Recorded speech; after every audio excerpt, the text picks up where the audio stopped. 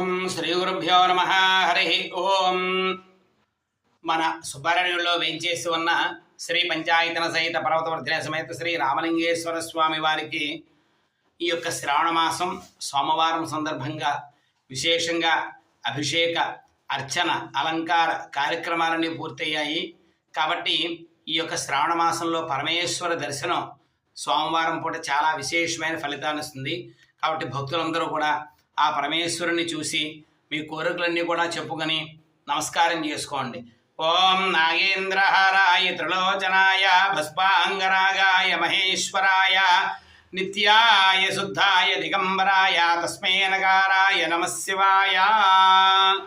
ఓం నమః శివాయ. ఓం నమః శివాయ. ఓం నమః శివాయ.